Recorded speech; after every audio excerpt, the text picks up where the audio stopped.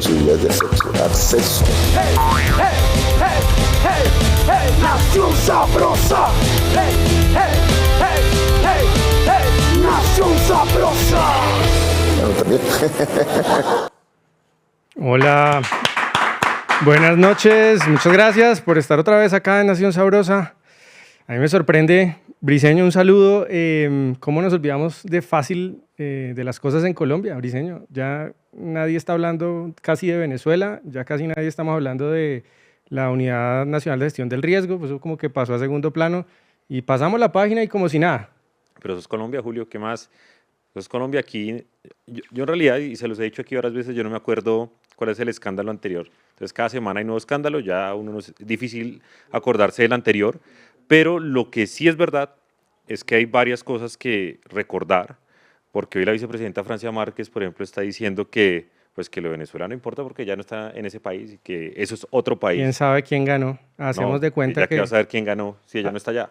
Hacemos de cuenta que no pasó lo de la gestión del riesgo, hacemos de cuenta que no hay un dictador gobernando Venezuela y fingimos que todo está bien y todo sigue divinamente. Oiga, pero me traje un invitado hoy muy bueno, de verdad. Es una persona que es investigador de FEDesarrollo, un economista de muchos quilates, de mucho peso, pero en Colombia hay muchos economistas muy buenos, pero me parece a mí que hay gente que le falta la capacidad de explicar sencillo los asuntos, de comunicar bien. Entonces, nuestro invitado, aparte de ser un buen economista, un gran economista, un investigador, es una persona que comunica extraordinariamente, de forma muy clara, las ideas económicas y temas muy complejos. Está con nosotros el señor Mauricio Reina. Economistas, ¿no? Pero bueno. Bravo, un aplauso para Mauricio. Sí. Hombre, muchas gracias. Yo no sabía que Mauricio era economista, por ejemplo. ¿No sabía? Cuando lo propusimos para el programa, claro, porque uno lo ve en televisión, uno lo ve en rol de analista, en rol de periodista, entonces una persona que hace absolutamente todo y hasta youtuber. Ah, caramba, ahorita vamos a hablar de eso. ¿Qué más, Mauricio? ¿Cómo va todo? Muchas gracias Julio por la invitación, gracias Daniel, gracias por la hospitalidad y gracias por esas palabras, pues ahí tratamos de hacer el oficio. Se ha combinado la economía con el análisis periodístico y pues ahí poco a poco. No, bueno, gracias Mauricio por venir. Entonces vamos a comenzar como hablábamos ahorita, vamos a comenzar hablando de su tema, o de su tema yo creo que más lo apasiona, usted me dirá si me equivoco, que es el asunto económico. Y aquí yo creo que una discusión central en este tema económico ha sido si es que la economía colombiana anda floja o está estancada por culpa del gobierno o si se debe, digamos, esa situación a factores externos incontrolables. Ahí donde está la verdad en esa discusión, Mauricio. Yo creo que hay que tener claro que hay una combinación de las dos cosas, porque nosotros veníamos de un ciclo expansivo durante la pandemia inmenso, que nos llevó a crecer hace 2 años al 7,5%, hace 3 años por encima del 10%, y eso fue resultado de políticas públicas que eran insostenibles. Un aumento del gasto público muy significativo durante la pandemia, había que rescatar la economía, y un aumento de la cantidad de dinero muy significativo que se tradujo en bajas tasas de interés. Por eso salimos de la pandemia con mucho vigor, pero ninguna de las dos cosas es sostenible o era sostenible. El déficit fiscal nos fue haciendo crecer la deuda pública y por otra parte la expansión monetaria hizo que empezara a subir la inflación, a llegar a un punto en que había que frenar. Una vez sacada la economía del hueco, había que frenar. el Banco de la República empezó a subir tasas de interés para frenar el crédito y controlar la política monetaria y la inflación, muy importante, y de parte del gobierno, pues vino la mega reforma tributaria del primer semestre del gobierno de Gustavo Petro. Esos dos frenos eran necesarios y eran parte de un ciclo que no se podía mantener. Esa expansión de salida de la pandemia, si se mantenía, descuadernaba la deuda pública y descuadernaba la inflación, que ya tuvo bastantes presiones. Había que frenar, había que bajar la temperatura de la olla. Pero a esa fase descendente del ciclo, que es razonable y no solo razonable, sino deseable, se ha agregado un elemento de incertidumbre relacionado con la coyuntura política directamente. Y es que los inversionistas están totalmente quietos. Los empresarios no invierten y esa no inversión se traduce en una contracción de la demanda agregada por una parte y por otra parte en que se va reduciendo la capacidad productiva de la economía, porque la inversión es justamente hacer crecer la capacidad productiva de la economía. Hoy se combinan las dos cosas. La prueba de ello es que el año pasado la inversión cayó en 25%. Y eso es brutal para una economía, que la inversión caiga en 25% es reducir demanda y reducir capacidad de crecimiento hacia el futuro. Pero venga, yo sí quiero como ponerme del lado pues, del ciudadano del común. Porque hay dos versiones que se están manejando y que sería importante establecer acá. Por un lado, el gobierno nos dice que hay un nivel alto de confianza de los inversionistas en el país, el presidente lo dice todo el tiempo, que por eso pues, hay sectores de la economía como por ejemplo el turismo, que están supremamente disparados, que eso demuestra que hay confianza en el país, lo dijo en su discurso el 20 de julio. Segundo lugar, culpa al Banco de la República por el desarrollo de la economía en estos momentos. Dice, eso es culpa del banco porque él no ha querido bajar las tasas de interés y por eso uno de los sectores más importantes de la economía, que es el sector vivienda, sector construcción, pues no nos puede jalonar porque eso jalona mucho empleo, demás, todas esas cifras que nos contó aquí Sandra Forero cuando estuvo en este programa, pero la pregunta es, ¿a quién creerle? Porque, claro, dicen, no, es que no hay inversión, pero el presidente nos dice, no, sí hay confianza, a tal punto que el turismo vamos volando en ese tema, el país dice que el mundo nos ve con otros ojos.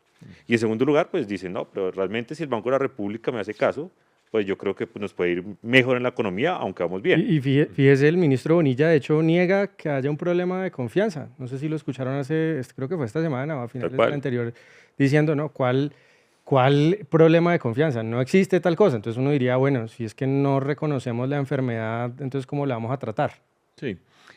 Sobre la inversión hay dos variables que inciden de manera crítica. Una es las tasas de interés, porque necesito endeudarme para poder invertir y si las tasas de interés están muy altas, pues no hay proyecto productivo que me permita pagar un crédito. Pero también confianza. Eso nos lleva al primer elemento que plantea Daniel, que dice el gobierno que supuestamente está yendo en contra de la recuperación.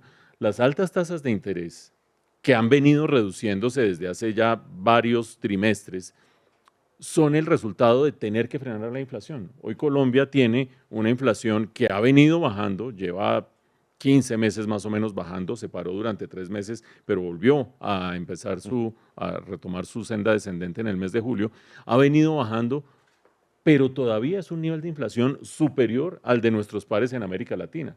Es decir, no se puede cantar victoria cuando uno está rondando el 7% de inflación y resulta que nuestra meta es del 2 al 4%. Lidiar con un país que tenga alta inflación es dificilísimo para los agentes económicos, para las autoridades monetarias, para las autoridades fiscales, pero sobre todo para el bolsillo de la gente. A la gente le erosiona, no, que vamos a vivir con una inflación de 10%, que a la gente en un año se le vaya el 10% de lo que se gana por cuenta del aumento de precios es una cosa insostenible. Entonces, punto número 1, yo creo que el Banco de la República ha actuado responsablemente tratando de reducir la inflación. Creo que hay una buena sintonía hasta donde es posible dentro de la Junta del Banco, incluido el ministro de Hacienda, que quiere que se bajen más rápido las tasas de interés, pero que no entra en gran conflicto acerca del diagnóstico de la necesidad de bajar la inflación. Es posible que en las sesiones que vengan, si sigue bajando la inflación, en las que se toman decisiones de reducción de tasa de interés, se hagan unas reducciones mayores. Es posible que eso sea así, pero háganme ustedes el favor, negar a estas alturas que puede haber incertidumbre, falta de confianza entre los agentes económicos, cuando uno habla de la madre de todas las generadoras de desconfianza, que es la posibilidad de una constituyente, que si es asamblea constituyente, que si es referendo constitucional, que si es con el poder popular, el poder constituyente primario, que si es con el ELN. Es decir, yo no quiero exagerar el punto, porque las tasas de interés han incidido, pero díganme ustedes qué proyecto de largo plazo, qué proyecto significativo que requiera gran inversión lo van a aprobar ya cuando está de por medio saber si va a haber una nueva constitución, cuál es el futuro político del país. Afortunadamente, hay contrapesos que hacen que cada uno de los empresarios, ojalá mientras más sesudos y analíticos mejor, puedan discernir cuáles son los escenarios futuros del país, porque si uno se guía por los anuncios se enloquece. Entonces hay que asignarle probabilidad a cada uno de los escenarios y ver dónde está parado uno. Pero creo que hay argumentar que los agentes económicos no tienen una crisis de incertidumbre es negar la realidad. Pero fíjese que parece que habláramos idiomas distintos. El gobierno y otros sectores, el sector empresarial, los economistas, etc. El gobierno nos dice que no hay una crisis de confianza. Es más, en un foro que acabaron de hacer, creo que fue ¿cuándo fue? ¿El viernes? En Manizales. Manizales, sí, el de la lo titularon, si no estoy mal, Confianza para crecer. Era creo que el subtítulo del foro de reactivación económica. Y el gran anuncio, estaban pues líderes empresariales importantes. Que por cierto no entiendo por qué los anuncios de reactivación los hizo la doctora Laura Sarabia y no el ministro de Hacienda. Yo creo que ahí empezamos con un problema de confianza porque tenemos un problema grande de confianza en el ministro en estos momentos. Y estaba la presidenta del Grupo Aval, por ejemplo. Había empresarios de nivel importantes en ese evento. Pero lo único que trascendió de ese foro de generación de confianza, supuestamente, es que iban a obligar a los bancos a hacer unas inversiones forzosas o a otorgar créditos. Si quieren hablamos de eso más adelante, pero el punto es, estamos hablando de diferentes idiomas. Ellos ven el problema de la economía como un asunto de usar la fuerza, de obligar, de más impuestos, digamos, de avanzar en esa estatización de diferentes sectores de la economía, y los empresarios hablan exactamente de lo contrario. Más confianza sería tener las reglas de juego claras para tener retornos adecuados de las inversiones y que no nos cambien las reglas de juego en el camino. Entonces, estamos hablando de idiomas totalmente distintos, porque ellos creen que ese tipo de acciones como inversiones forzosas, que en últimas, creo yo, es un impuesto, pues, generan confianza, y el sector empresarial está viendo algo totalmente distinto. Yo creo que a estas alturas, pasado el primer tiempo del gobierno del presidente Petro, está claro que el gobierno maneja el presidente y el gobierno, dos niveles de discurso. El presidente Petro tiene en su talante y en su vocación diaria el tratar de señalar derroteros casi que para la humanidad. Habla de temas de la humanidad, habla de Marte, habla de la Tierra, habla de absolutamente todo. Y no quiero con eso, digamos, ridiculizar el discurso del presidente Petro. Lo que quiero es destacar que esa es su vocación, que ese es lo que él quiere hacer. Le da pereza gobernar también y le da pereza llegar tarde, llegar a tiempo a las reuniones, etcétera, etcétera. Le gusta echar el discurso. Tirar línea, sí. Tirar línea, una línea que ideólogo. a veces trasciende por mucho el ámbito del gobierno colombiano y se refiere a la geopolítica mundial, muy poquito a Venezuela, pero se refiere a la geopolítica mundial, se refiere a Marte, a la especie humana, al virus de la vida por las estrellas. Y en ese discurso hay un alto componente desestabilizador de las condiciones de confianza de la economía. Porque cuando yo anuncio, estamos en el mes de agosto, y en todo este año se ha anunciado, insisto, asamblea constitucional, referendo constitucional, acuerdo con el ELN para hacer asambleas regionales de las que pueden salir supuestamente, si uno le crea lo que firmó el gobierno con el ELN, unos mandatos que tiene que cumplir el gobierno. Punto uno, sí. Es decir, eso es perfectamente generador de incertidumbre en los agentes económicos. Pero simultáneamente dentro del gobierno hay funcionarios, unos más que otros, que se dan cuenta de la necesidad de que el sector privado actúe. Cuando yo tengo una desaceleración de la economía, que en parte es por ciclo económico, por tener que haber luchado contra la inflación y controlar la deuda pública, etcétera, etcétera, pero en parte porque el sector privado está contraído, pues yo como funcionario me doy cuenta de que hay que impulsar al sector privado. Ahí hay una disfuncionalidad del gobierno, no es el ministro de Comercio, Industria y Turismo, no es tanto el ministro de Hacienda, es Laura Sarabia la que hace esa estrategia, pero bueno, por lo menos la hace y por lo menos establece unos vínculos con el sector privado. Ese doble discurso es muy complicado de manejar para el sector privado, porque tengo unos proyectos, quiero desarrollar algunas cosas con Laura Sarabia, con quien sea, y simultáneamente me llega un nuevo anuncio, y me llega un nuevo anuncio. Y fíjese una cosa, Julio, en ese evento en Manizales, cuyo propósito era la reactivación, y si sabemos que uno de los elementos que tiene a la economía un poco empantanada en este momento es la falta de certeza, anunciar que las medidas para la reactivación se van a conocer en unas semanas, no en ese evento, sino en unas semanas, 6 semanas. es ampliar la incertidumbre y simultáneamente lo que usted decía, y es lo de las inversiones forzosas, que por supuesto yo creo que ha sido magnificado no conocemos los detalles todavía de lo que será el proyecto, pero ha sido magnificado políticamente, pero en todo caso es otra fuente de incertidumbre, porque uno no sabe exactamente cómo va a ser. Entonces, estamos en los dos niveles de discurso y ejecutoria del gobierno. Sí, además ese nivel de contradicción se dio dos veces en una semana. Laura Sarabia habla de reactivación y después llega el presidente, después Laura y habla de inversiones forzosas. Y pues obviamente habla en contra de lo mismo de siempre.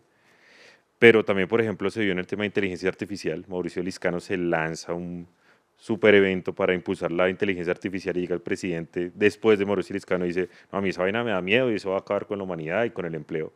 Entonces sí hay ese doble discurso, funcionarios tratando de medio hacer algo y el presidente llega y lo echa para atrás. Pero yo sí quiero que le expliquemos a la gente que nos está viendo, porque muchos han preguntado y nos están cuestionando sobre qué es eso de una inversión forzosa. Porque nosotros aquí hablamos como si todo el mundo lo supiera, y yo creo que en el país nadie sabe qué es una inversión forzosa, nadie sabe si eso ya existe, cómo se come esa vaina, qué es una inversión forzosa y por qué podría llegar a ser grave en estos momentos. Vamos a hablar del concepto genérico de inversión forzosa como lo conocemos.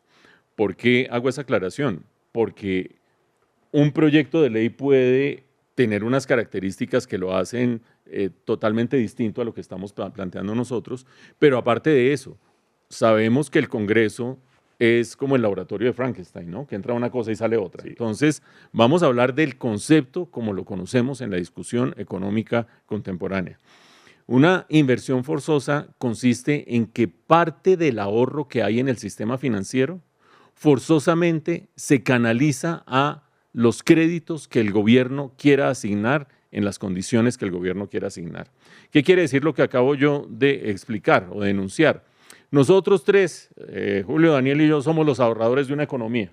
Entonces ponemos nuestros ahorros en el sistema financiero. El sistema financiero hoy en día lo que hace es que presta esos recursos de acuerdo con su leal saber y entender, qué sector es riesgoso, qué sector es buena paga, quién tiene capacidad de pago, etcétera, etcétera. Y así funciona una economía. A veces unos la embarran, pero entonces la cartera mala después se recupera, pero el asignador de esos recursos de ahorro termina siendo el sistema financiero de acuerdo con su conocimiento del riesgo y la productividad de los sectores.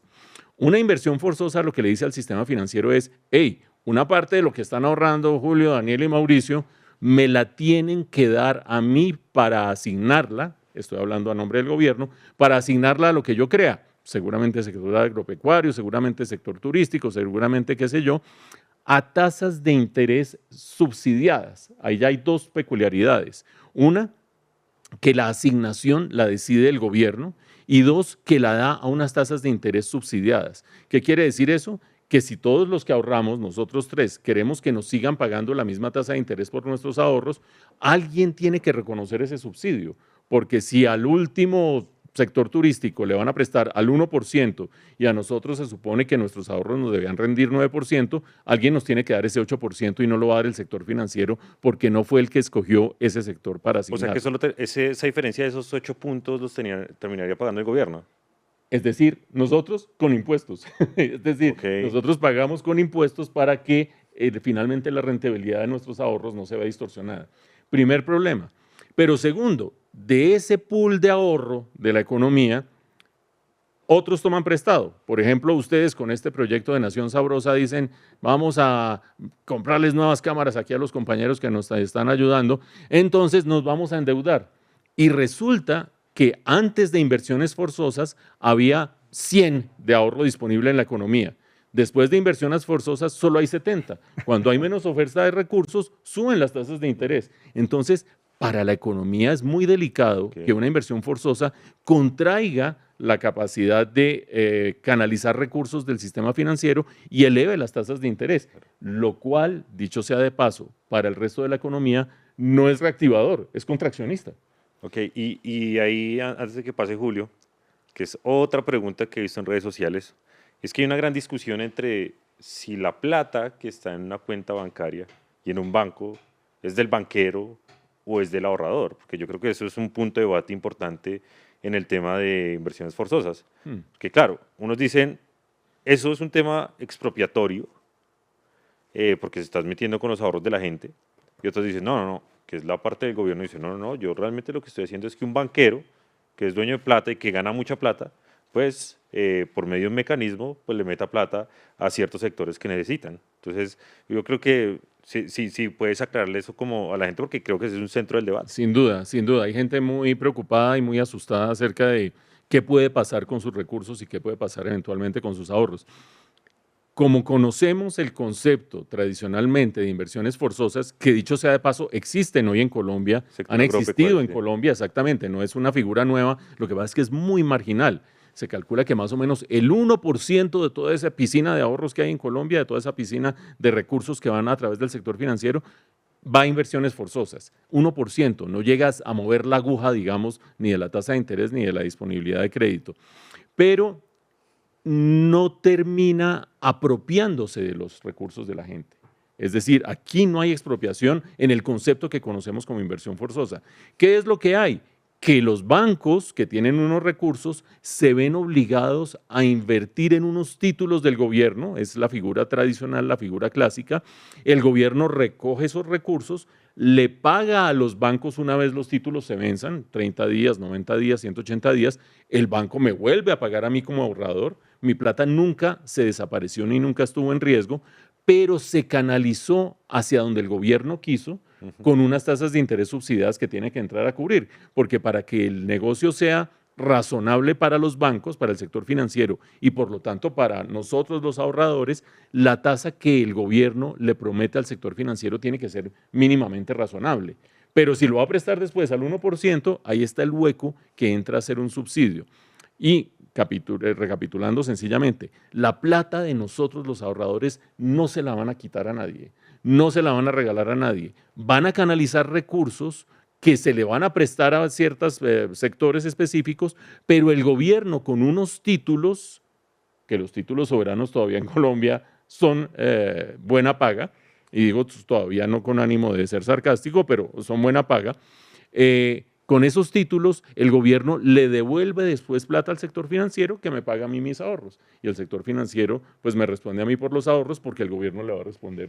Día que el gobierno no le responda al sector financiero por inversiones forzosas, estamos en problemas, pero no ha pasado. Claro, pero al final, Mauricio, lo que está planteando el gobierno es, usted tiene que prestar unos recursos del público a unos clientes que hoy no son, digamos, adecuados para recibir un crédito, por la razón que sea. Entonces esos créditos tienen un riesgo mayor, una probabilidad de que no sean pagados mayor que, digamos, el pool de créditos que tienen hoy los bancos. Por lo tanto, ahí va a haber unas pérdidas. ¿Quién va respecto al portafolio actual? ¿Quién va a asumir esas pérdidas?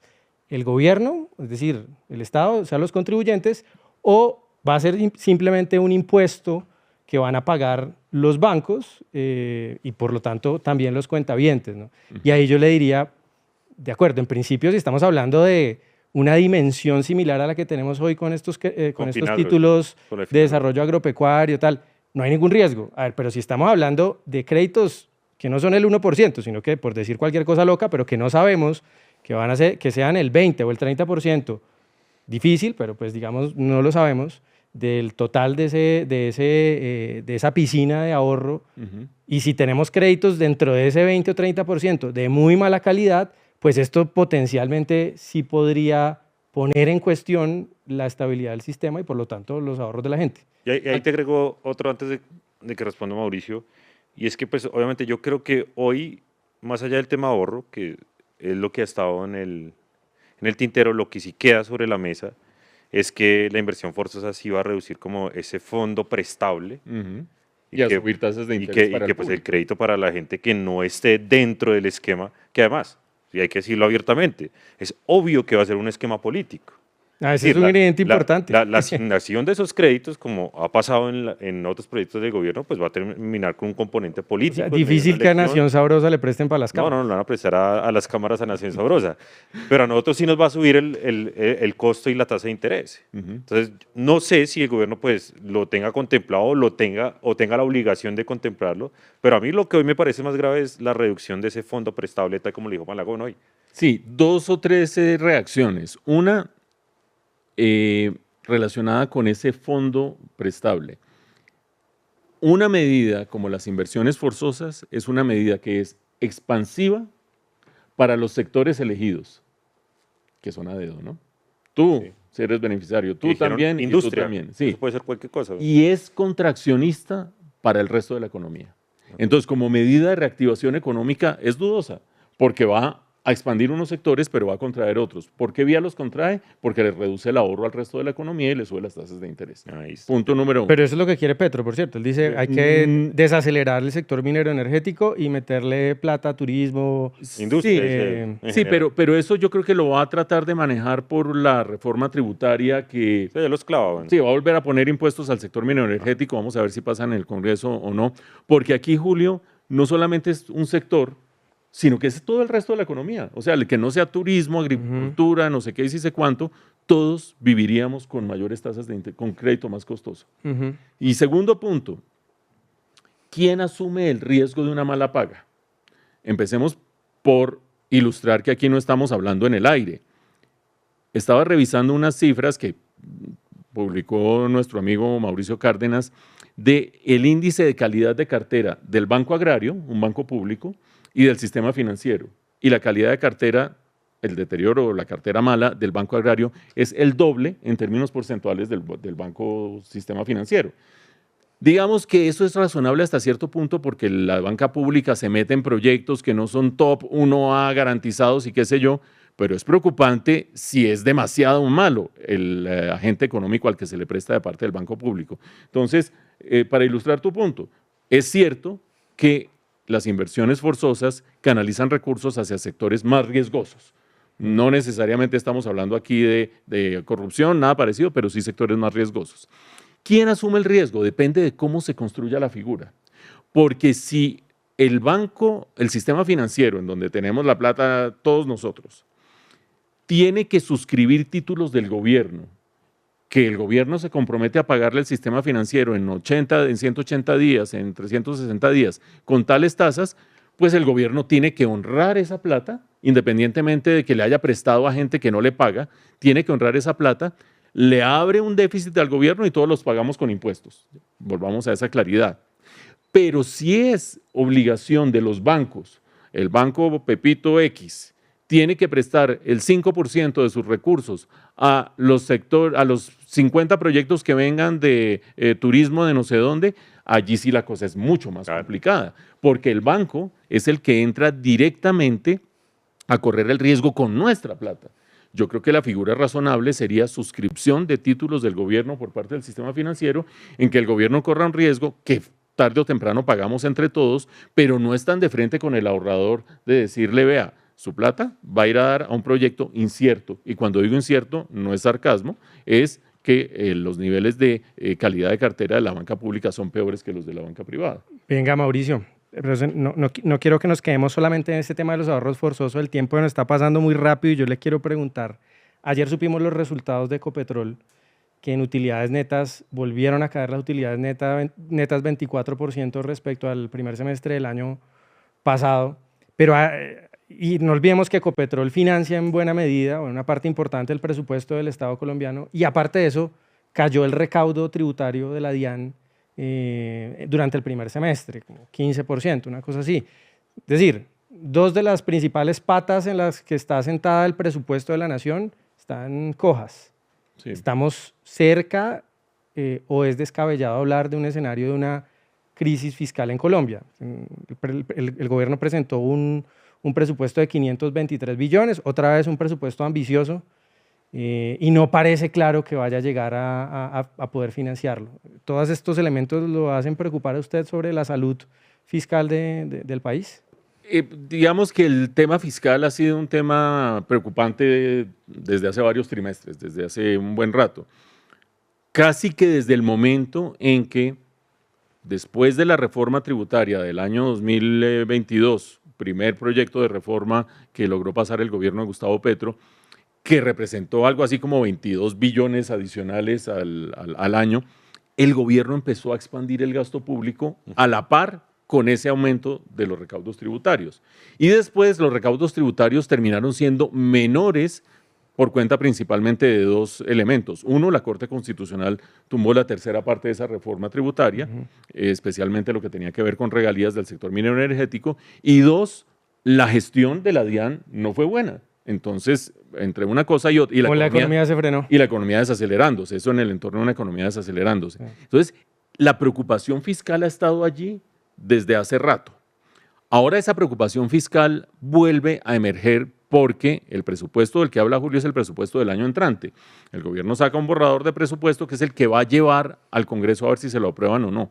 Y cuando se revisa con lupa ese presupuesto, se ve que está desfinanciado en 40 billones de pesos. 40 billones, eso es un dineral, eso son 2 reformas tributarias de las que hizo el gobierno en el 2022. Ya el gobierno ha dicho que va a empezar a buscar recortes para tratar de cuadrar las cuentas Pero ya públicas. hizo unos este año también. Sí, exacto, ya hizo unos este año y va a tener que ajustar el presupuesto, porque además hay una cosa que es muy complicada, y es que en el Congreso unos congresistas van a estar discutiendo un presupuesto desfinanciado y otros congresistas, o dependiendo de si estamos en comisión o en plenaria, van a estar discutiendo la posibilidad de una reforma tributaria. Entonces es como si Daniel está dedicado al presupuesto y me llama a mí, oye Mauricio, si va a haber plata para esto, no sé porque aquí estamos en reforma tributaria. Y aquí me dicen, es que si usted no aprueba la reforma tributaria, el presupuesto que van a aprobar allá va a quedar descuadrado y empieza un cruce de cables que es indeseable. Lo deseable es que el gobierno presente un presupuesto bien financiado, modesto, que recorte esos 40 billones, que entre otras cosas los rubros que están creciendo tienen que ver más con funcionamiento que con inversión, que recorte esos 40 billones y que si llega a haber una reforma tributaria exitosa, después se hagan adiciones presupuestales, pero después, no simultáneamente, porque pues usted es experto en corporaciones, en trabajar en que una comisión está haciendo una cosa que depende de la otra, eso se vuelve un enredo no solo práctico, sino político. Además, con el agravante que la reforma tributaria no va a tapar el hueco de los 40 billones. Además de eso. O sea, sí. no, que la reforma tributaria va a recoger 12 billones. ¿Y de dónde van a salir esos 12 billones? Es una pregunta porque han Dicen puesto que- varias líneas rojas, ¿no? No van a gravar, digamos, asalariados de ingresos medios bajos, no van a Pero no subir les el queda otra IVA, que las personas no van a- naturales. O no sea, van a ampliar la canasta de productos que se les cause el IVA. O sea, porque lo de las ¿qué queda? regalías se les va a caer, se les vuelve a caer. Que las empresas les van a bajar la tarifa de renta. Me imagino que No para les queda quitar otra que los deducciones. asalariados, personas naturales. ¿De dónde más van a sacar plata rápida, que es lo que necesita el gobierno en este momento? El presidente en ese evento de Manizales, de la reactivación, abrió las cartas y dijo que era sector minero energético, Otra vez. lo cual es consistente con su estrategia de recomposición sectorial de la economía. No es que yo esté de acuerdo con eso, sobre todo porque el sector minero energético es la gallina de los huevos de oro, es la quinta parte de los ingresos del gobierno, vía impuestos, vía regalías, vía dividendos de Ecopetrol, o sea que agarrarlo a escobazos por cuenta de los tributos, que entre otras eso es lo que ha incidido, uno de los factores que ha incidido en los malos resultados de Ecopetrol, No. o los resultados regulares de Ecopetrol. Y ahí en ese sector está la clave de la transición energética, en el sector minero Exacto. también. Entonces, por una parte, es delicado cargar toda la carga tributaria sobre el sector minero energético, aunque sea coherente con el proyecto energético que tiene el presidente Petro. Pero por otra parte, es un gran generador de divisas. Entonces, si uno combina el que hay incertidumbre en la economía, en que la tercera parte de la deuda pública más o menos está en manos de extranjeros y que de repente dejen de entrar recursos relacionados con el sector minero energético, o lo que es peor, que vayamos a tener la posibilidad de un gas más caro en los próximos 2 años con el impacto que eso puede tener sobre inflación, la cosa es complicadísima.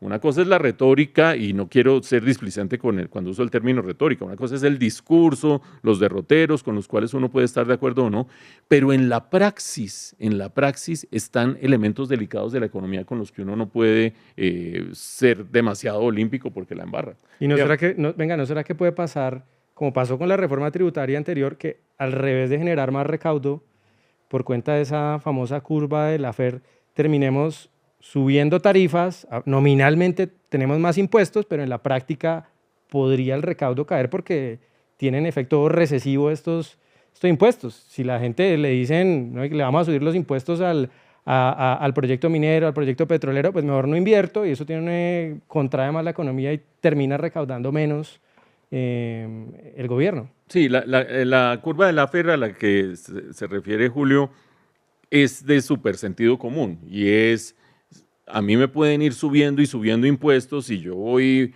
pagando los impuestos, pero cuando se vuelven prohibitivos, pues la empresa se va del país, o la empresa deja de producir, o la cierran, o qué sé yo. O el Nota de empleado, pie de página. deja de comprar. Exactamente, empieza a ahogar la economía. Yo creo que ese es un riesgo inminente, porque la carga tributaria de las empresas está en niveles comparado regionalmente, en niveles muy altos. Y eso quiere decir que si se aprieta mucho más, pues tiende a desaparecer. Lo que pasa es que el gobierno quiere que desaparezca el sector minero energético con combustibles fósiles. Entonces es consistente con la visión del gobierno. No está clara la transición energética. Quedarnos nosotros sin gas. Tenemos reservas de gas y el gas es el combustible por excelencia para hacer la transición energética, el más limpio de todos los combustibles fósiles y del cual dependen hogares, transporte público, taxis, etcétera, etcétera. De repente tener la imprevisión de que podamos en el año entrante y en el año subsiguiente tener tarifas de gas mucho más altas, 3 o 4 veces más altas por cuenta de la imprevisión, es imperdonable. Entonces, creo yo, y en esto yo quiero ser un poco solidario con los funcionarios del gobierno, que los funcionarios del gobierno tienen que apagar unos incendios que no conocen la noche anterior. Al día siguiente se despiertan y ven en Twitter qué dijo el presidente, para dónde va el presidente, qué dijo el viernes pasado, por dónde agarramos, y eso tiene que ser muy bravo. Pero bueno, hecha esa aclaración, porque es que hay que tener solidaridad por la condición humana. Por eso tanta rotación también, ¿no? Pues ¿cuántos? 28 ministros Pues llevamos. imagínese. Es una cosa No, impresionante. y los viceministros como 40 y pasan de eso. Entre otras porque los viceministros son unos fusibles mucho más vulnerables. Pero en última son los que realmente sostienen las entidades. Claro, es que eso es lo delicado. Y es que el viceministro es el que le lleva al ministro y le dice, esto es técnicamente inviable. Y el ministro le dice, pues sí, pero eso es políticamente, tiene que ser porque el presidente lo está diciendo. ¡Pum! Se quema ese fusible. Mauricio, y volviendo al presupuesto, hay una puerta que se acaba de abrir en el Congreso, cabeza del senador Miguel Uribe, y es que él pidió la devolución del presupuesto. Es decir, literalmente lo que está buscando es que el Congreso le devuelva el presupuesto al gobierno, porque pues no es consistente. No está financiado. No está financiado. Hay cuentas alegres. Hay el año cuentas- pasado presentaron un presupuesto con cuentas alegres y este año ¿De acuerdo? vamos en la misma ruta. Entonces, la pregunta sería, porque pues obviamente si el gobierno no tiene presupuesto este año, pues tiene que decretar el mismo del año anterior. Y yo siempre he preguntado sobre eso, es a veces, ¿qué sería mejor? ¿Que arreglen este presupuesto o decretar el del año inmediatamente anterior? Que son dos realidades políticamente, económicamente y socialmente distintas en un país como Colombia que cambia. Que yo creo que hay un sector del Congreso que va a buscar que el presidente tenga que decretar el presupuesto. Obviamente el presidente pues, está estrenando a ministro del Interior, políticamente creo que en Cámara de Representantes está fortalecido, pero ¿cuál sería la consecuencia, por ejemplo, de que esta desfinanciación lleve al gobierno a que tenga que devolver el presupuesto, que él tenga que decretarlo?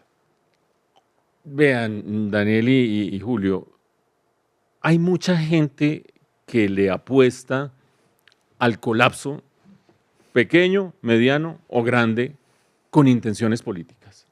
Al colapso presupuestal, al colapso energético, a que llegó el apagón y entonces sí, a que los agarraron y a que la crisis de...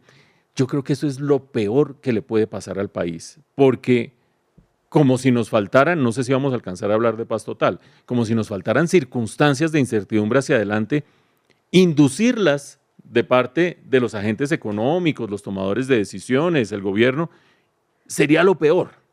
Yo creo que hay que buscar de parte de la clase política, de parte de los congresistas, pero sobre todo de parte del gobierno, que las cosas se solucionen bien, no colapsándolas. Por lo tanto, yo creo que la salida ideal es que el gobierno haga cuentas, tome la calculadora, entienda que poner bajo presión una reforma tributaria que está corriendo o que estuviera corriendo al mismo tiempo en el Congreso que un presupuesto desfinanciado no es una buena idea política, y oír a los técnicos. Hay mucha presión y muchos ojos puestos sobre Ricardo Bonilla, el ministro de Hacienda. Y ya se verá qué deciden, si finalmente interfirió o no con los proyectos, llamó a averiguar qué pasaba con los proyectos de los senadores o los congresistas de la Comisión de Presupuesto. Pero lo cierto es que es un técnico que entiende los riesgos económicos de no hacer las cosas idóneamente. Yo confío en que así como algunas veces, como por ejemplo con el fondo de la gasolina, el fondo de estabilización de precios de los combustibles, se ha impuesto por encima de lo que dictaría la lógica política, clientelista, populista y qué sé yo, se ha impuesto el rigor técnico y el sentido de responsabilidad del ministro de Hacienda. Confío en que aquí también se ajuste el presupuesto, se recorte, se modifique y pase por el Congreso sin necesidad de hacer un colapso. Venga, Mauricio, y para entrar, usted también es analista político, en Red Más lo vemos también analizando la actualidad política. Obviamente falta un montón de tiempo, apenas vamos por la mitad del mandato de Petro, pero ¿quiénes serían a hoy, según lo que usted ve, esos candidatos, tanto de la izquierda como de la derecha, que tienen más probabilidad de estar punteando en ese debate presidencial? Que la derecha solo tiene 42 precandidatos nomás. Poquitos. O del centro, ¿no? Bueno, primero yo creo que hay que ser serios con los instrumentos de análisis que uno tiene de acuerdo con el problema que le plantean. Hace 12 años esa pregunta tenía un mayor nivel de probabilidad de certeza en la respuesta. Pero hoy, cuando uno ve que Milei creció en cuestión de meses, Rodolfo. que Rodolfo apareció de la nada y era tan consciente Rodolfo de que era un candidato hecho en días o en semanas que cuando vio que eso iba para meses se desapareció. Prefirió no hablar, prefirió no mostrar sus cartas, desaparecer, a romper el embrujo de la fantasía que aparece en cuestión de semanas. Kamala Harris, estaba viendo ayer la encuesta del New York Times, está en 3 estados claves que estaba ganando Trump por un diferencial grande. Ya las encuestas le están dando una ventaja a ella, no suficiente para tener garantizado absolutamente nada. Pero yo me pregunto, si Kamala Harris durara 9 meses en las tribunas, ¿duraría esta popularidad? O si Rodolfo Hernández hubiera durado 1 año haciendo campaña, ¿duraría en la popularidad? No, hoy en día, y ustedes que son menores que yo, conocen el poder de las redes sociales y cómo cambió la política con las redes sociales, ¿o no, Daniel? Tal cual. Bueno, está bien.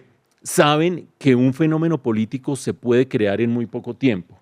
Y no depende tanto de lo que dependía anteriormente, que era el visto bueno del directorio conservador, del señor que lleva ahí 40 años, etcétera, etcétera. Hecha esa claridad, que es una carrera en la que un caballo totalmente desconocido en este momento puede pegarse el carrerón de final de campaña y dejarnos a todos con las palabras en la boca, creo yo que parecería claro que Gustavo Petro por la vía institucional no se puede reelegir, por la vía institucional.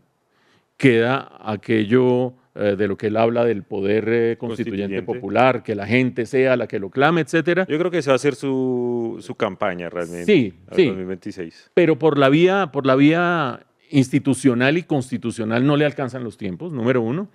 Número 2, que quiere, por supuesto, garantizar la permanencia del pacto histórico. Y número 3, que por cuestiones simbólicas y por cuestiones de historia y no sé qué y si sé cuánto, tiene una debilidad por María José Pizarro, por lo que significa, pues porque es una buena congresista, no estoy de acuerdo con ella en muchas cosas, pero es una buena congresista, y por lo que representa el apellido Pizarro en este contexto. Ahora, que el pacto histórico, que es tan caudillista en últimas, coma callado si Petro dice es María José Pizarro, lo dudo mucho, porque a pesar de que es una coalición caudillista, hay mucha gente con muchas ambiciones y con muy diversos pareceres acerca de muchas materias. En la derecha, no sé, cuéntenme ustedes que saben más. No sé, pues ahí está Abelardo, Miguel, Paloma, María Fernández. Demasiados. Hasta Vicky está hoy en el contexto.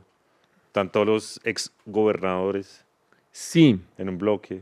yo tengo dos Está preguntas Claudia López, que yo creo que es una candidata muy fuerte realmente. de centro derecha. Y Mauricio No, Cárdenas. pues, depende de lo que le Depende toque. del tema. Ella puede ser centro derecha o centro izquierda. No, depende de las circunstancias realmente. Y depende un poco del tema también. Sí. Hay temas en los que es más ha mostrado ser de derecha, que está Mauricio Cárdenas también. Aquí hay unos grupos ideológicos, unos grupos técnicos.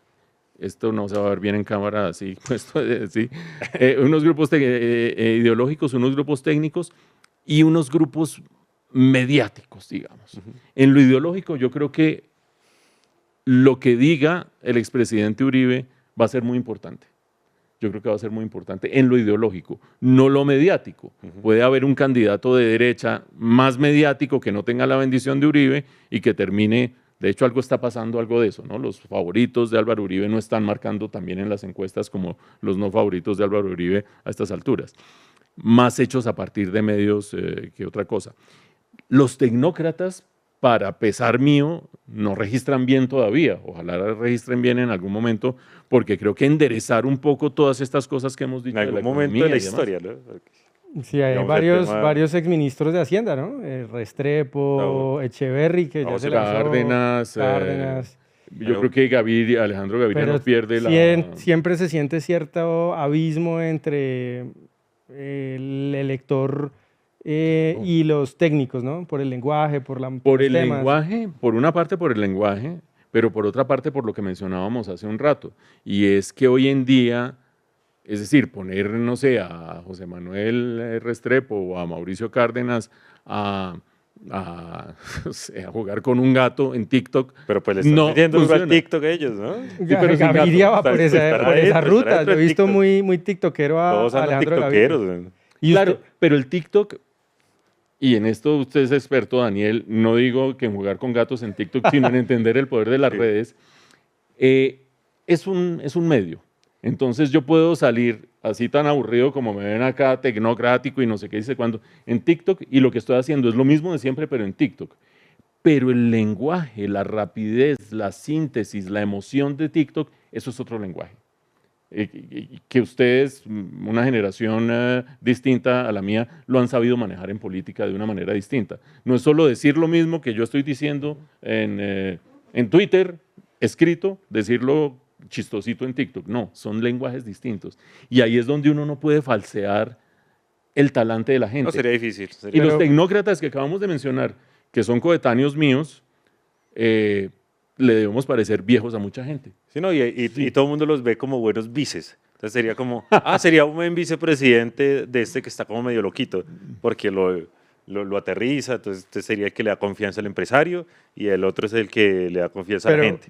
pero vea que Esa están... es una, perdón Julio, esa es una percepción interesante, pero yo creo que fallida, porque que el vice sea el responsable y el duro, y que el presidente sea el cheerleader, hay una cosa del liderazgo que tiene que ver con el talante y el peso en la cola de la gente. Y un presidente que sea puro cheerleader y pura bulla, termina mostrando el cobre, Pero vea, creo yo. ustedes están haciendo un O ejercicio. presidenta, perdón. Están haciendo un ejercicio usted con Mauricio Cárdenas en YouTube, que es un programa que hacen no sé cada cuánto. Yo siempre Una vez al mes, más o menos. como una vez al mes, entre amigos, y Entre conversan temas similares a los que hemos hablado. ¿Y cuál ha sido el éxito de este espacio que yo veo que cada vez está creciendo más? Pues muchas gracias, Julio, por la mención del programa y por la mención del el éxito. En esto todo es relativo, pues porque yo me acuerdo cuando el periódico El Tiempo publicaba circulación de 1 millón de ejemplares, hijo de madre vida, de esos tiempos pretéritos y pasados. El éxito es que a veces nos ven 50.000 personas, 60.000. Mucha gente. Nuestro récord ha estado en 120.000 cuando Petro empezó a hablar de la constituyente. Pues ha sido una experiencia maravillosa por 2 o 3 motivos. Uno, porque somos amigos desde el colegio, es decir, desde quinto de primaria, 10 años de edad cada uno, nos volvimos amigos.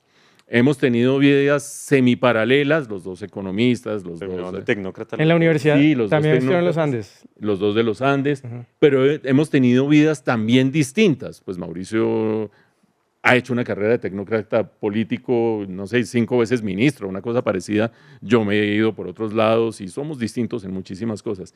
Pero en primer lugar, yo no sé qué tan amigos eran ustedes antes de empezar esto. No mucho, aquí nos hemos hecho más amigos. ¿Qué tanto? No, pues un día, Bastante amigos. un día nos hablábamos por redes sociales, montamos esto y ahí sí nos hicimos. Bueno, sí.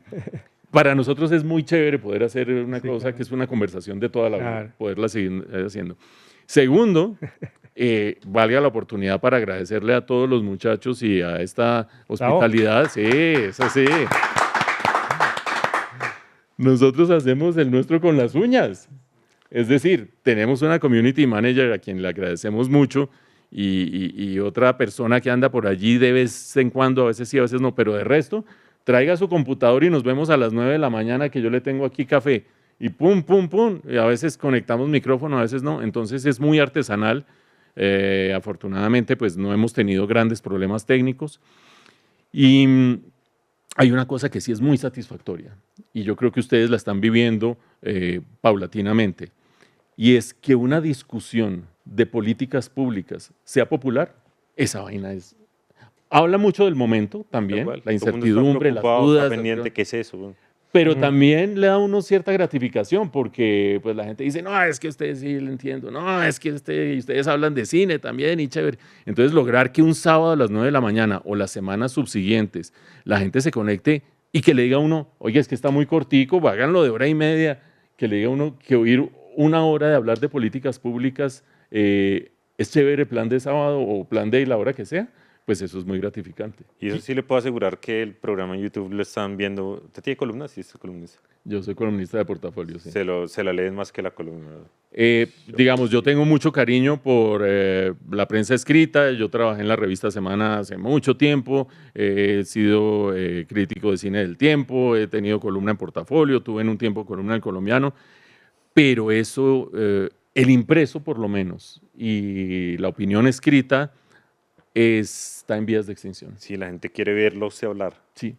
Más prefiere escucharlo 1 hora en un programa de YouTube Que leer 5 minutos de la 5 columna. minutos. Oiga, pero al contrario de esa tendencia, yo veo que la industria de los libros, yo no sé si es una percepción, no tengo los datos, pero me da la impresión que está en un resurgimiento. Y a mí me pasa, pues yo tengo el Kindle el de Amazon, pero siento una satisfacción distinta de leerme el libro en papel. sí, No sí. sé si eso también lo veremos algún día otra vez con el periódico. Pero y se ha modernizado, es que el tema de las librerías hoy se ha modernizado. Entonces usted tiene hoy muchas librerías enfocadas, especializadas. Bogotá es una meca de las librerías. Porque todo el mundo decía, no, Incluso el libro se va a acabar, y usted va a leer en la tablet o en el Kindle. Y no O va a está dejar de pasando. leer.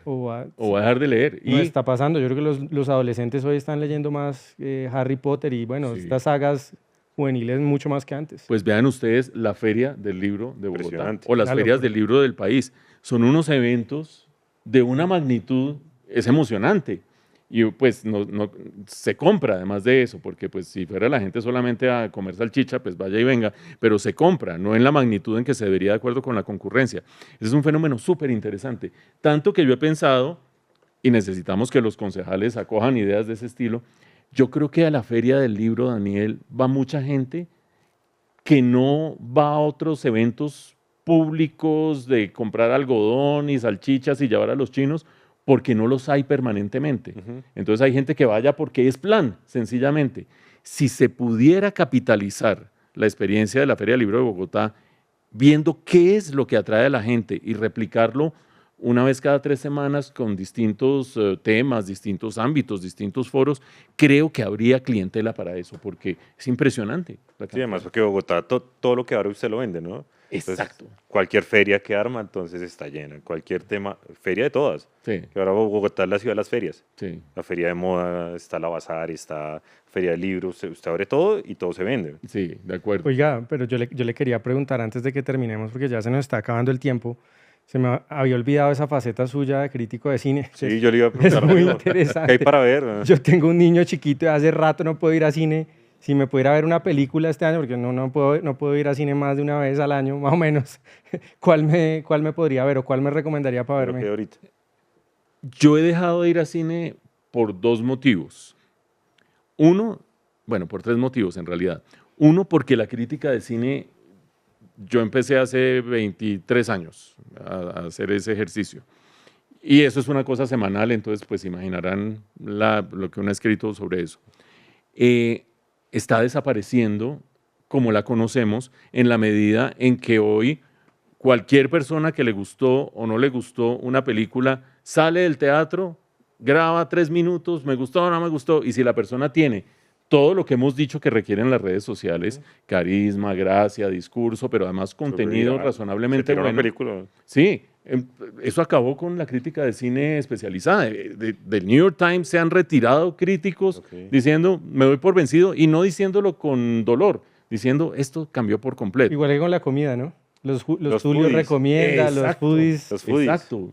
Muy poquitas publicaciones especializadas sobreviven porque pues ya es el público el que tiene la palabra y está bien también, siempre que uno sepa discernir. De pronto porque ¿Quién le habla? sientes más cercana la experiencia de alguien que no sabe, no es Alguien un normal. experto, sino alguien quizá parecido a uno. Sí. Tal vez esa conexión ahí es la que tiene Claro, éxito en esos casos. claro, porque es, por ejemplo, ya sé que estamos gastándonos los últimos minutos, pero hoy en día, en lugar de meterme yo a ver cómo abro una cuenta de ahorros, no sé qué y si sé cuánto, o ahora que estamos con el tema de los pasaportes, que no vamos a poder desarrollarlo, en lugar de ver, me meto a no sé qué, si sé cuánto, oiga, ¿usted cómo le fue? Y ese, oiga, ¿usted cómo le fue? No, vea, eso es facilísimo hacer no sé qué, dice cuánto, está en internet. El History Time. History Time de Exacto. cuando no pude sacar el pasaporte. History Time de cuando vi tal película. Exacto, entonces uno tiene efectivamente una persona igual a uno, que se hace las mismas preguntas que uno, que sufre lo mismo que uno, no vayan a tal hora, vayan a tal otra, que no sé qué, y las empanadas de la esquina son buenísimas para que la cola los agarre allí. ¿No? Esa experiencia está transformando por completo. Volviendo a lo del cine, hay una segunda dimensión, y es la que tiene que ver con el fenómeno TikTok, el fenómeno videos, el fenómeno YouTube. Y es que ustedes no sé cuál es su time span en atención, qué tanto déficit de atención pueden tener. Briseño seguro va a cine y te está tuiteando en la mitad de la película. No, además porque Está en Secop, está en además Secop. porque yo crecí con déficit de atención, o sea, es muy difícil concentrarme. Si yo me concentro más de 20 minutos en algo, Pilas que sus electores van a decir, hermano, ¿cómo va a revisar los proyectos de no, por consejo? ejemplo, yo estoy en una sesión en el consejo y yo puedo estar sentado en la curul 20, máximo media hora. Y entonces, Pues me paro y pues sigo en el recinto, pero comienzo a dar vueltas por el recinto. oyendo, Sí. porque si no le meten el gol ahí. No, siempre estoy como mirando, pero Mirando no me Secop. puedo quedar ahí sentado. Aquí estoy que me paro ya. Y para pararnos definitivamente, yo cada vez le dedico más tiempo de consumo audiovisual a cosas más cortas y más novedosas y más creativas que a ir a cine. Es decir, hoy en día yo veo el cine porque tengo formación de cinéfilo y porque me gusta el cine, pero está clarísimo que el déficit de atención está creciendo y que de repente se mete uno o en TikTok o en los videos cortos de YouTube y es uno detrás de otro de creatividad desbordada. Siempre hay malos, por supuesto. Creatividad desbordada, cosas insólitas, cosas graciosas, cosas emotivas, etcétera, etcétera. Pero el algoritmo te cambia. atrapa. O sea, el Sí, algoritmo se te mete- conoce y toma. Se mete Bueno, uno en pero la madriguera película, del no, conejo, no se vaya sin la película. Hombre, yo sin este puente me voy a ir de Bogotá a el Magdalena Fest en la ciudad de Honda. Ok. ¿Han ido a Honda últimamente? Honda es una maravilla, mucho calor y muy lejos porque siempre hay derrumbes, pero si no, vería El Gran Escape, que es una película con Michael Caine que viene muy bien reputada de afuera y muy bien recomendada por gente como uno, que se refiere a algo que es clave en estos momentos y es la longevidad. y cómo encarar la longevidad y los dilemas de la longevidad. Eso vería. Bueno, A ver, Mm, buena eso, recomendación. Sí. para que Vamos frente a la ver. longevidad. Sí, no hablamos ¿Ustedes cuántos años tienen? A ver, Julio. 38. 38, Daniel. 33. Bueno, hermano, es que ustedes, o sea, Pero ese era otro tema que nos quedó faltando para sumarle al sancocho. ¿Cómo está cayendo la natalidad en Colombia? 11% el año pasado. no, brutalmente. No queremos tener hijos. No, brutalmente no. Y ya sé que estamos acabando, pero la pirámide poblacional se hizo así. Y eso significa que la reforma pensional que se acaba de pasar no ataca el problema fundamental. Y es que no vamos a poder los jóvenes sostener a los viejos, que es lo que en últimas el sistema público está proponiendo. Ni la de salud, que es bueno. el mismo esquema Exactamente. parecido. Briseño. Oiga, no, muchas gracias, Mauricio. Muy feliz de que haya estado acá. Hablamos de absolutamente todo. Faltó mucho. Faltó Pues nos faltó Venezuela. más total, Quería pero pues preguntar de bueno, vamos a Venezuela. decir que cambiamos el tema. Sí, sí, sí. Siempre hablando de política. Sí, no, ahí hablamos hasta de Tulio Zuluaga, imagínense. Y no, pero pues Tulio es el verdadero crack. influenciador de comida. Tremendo. Sí, sí. Impresionante. Y no, y a todos ustedes, muchas gracias por estar en Nación Sabrosa, en otro capítulo. Recuerden suscribirse, recuerden ese link, copiarlo, enviarlo por WhatsApp, compartirlo con toda su familia, activar campanitas. Muchas gracias por siempre estar con nosotros. Muchas gracias, Mauricio. Muchas gracias, Gracias, Julio. Daniel. Gracias, Y nos Daniel. vemos en el próximo capítulo de Nos vemos Nación dentro de 8 Sabrosa. días. Un Así que aplauso. nos vemos. Gracias. Hasta luego. Muchas gracias. Chao. Si los jóvenes tienen posibilidades de acceso Hey, hey, hey, hey, hey, Nación Sabrosa. Hey, hey, hey, hey, hey, Nación Sabrosa. bueno, también